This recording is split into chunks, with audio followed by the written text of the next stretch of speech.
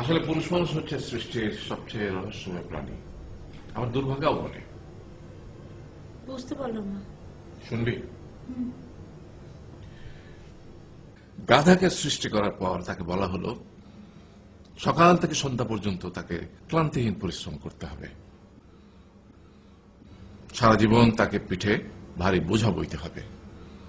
খেতে পাবে শুধু ঘাস, আর তার মাথায় কোনো বুদ্ধি থাকবে না। তার আয়ু হবে 50 বছর।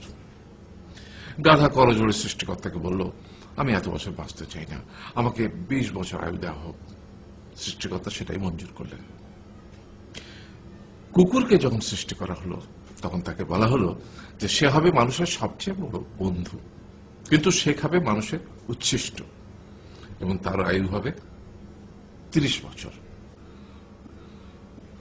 কুকুর সৃষ্টিকর্তাকে বলল, আমি এত বছর বাঁচতে চাই না, আমাকে 15 বছর আয়ু দেওয়া হোক। সেটাই মঞ্জুর করা হলো।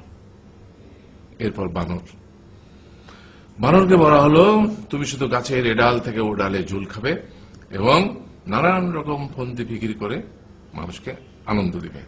তোমার আয়ু হবে 20 বছর।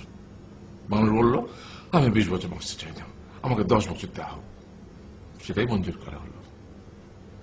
এবার এলো পুরুষ মানুষের পালা। তাকে বলা হলো যে তুমি হলে প্রাণীগুলোর মধ্যে সবচেয়ে বিচক্ষণ এবং বুদ্ধিমান, সেই জন্য তোমাকে প্রাণীদের শিরোমণি করা হলো এবং তোমার আয়ু হবে 20 বছর। তখন পুরুষ মানুষ বলল, করজোড়ে বলল সৃষ্টিকর্তাকে যে 20 বছর আয়ু অত্যন্ত কম।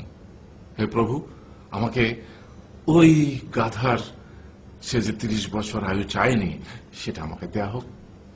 ওই যে কুকুর 15 বছর ফিরিয়ে দিয়েছিল সেটাও আমাকে দেয়া হোক। আর যে বানর 10 বছর নেয়নি সেটাও আমাকে দেয়া হোক। 20 বছর অত্যন্ত কম, আমি দীর্ঘদিন বাঁচতে চাই। সৃষ্টিকর্তা সেটাও মঞ্জুর করলেন। তারপর কি হলো? সেই থেকে ছেলেরা পুরুষ মানুষ হিসেবে বাঁচে 20 বছর, তারপরের 30 বছর সংসারের বোঝা পিঠে করে বয়ে বেড়ায়। সেটা কার মতো? গাধার মতো। তারপরের 15 বছর সে তার ছেলে মেয়েরা যা দেয় সেই রকম ঠিক কুকুরের মতো উচ্ছিষ্ট খেয়ে বাঁচে।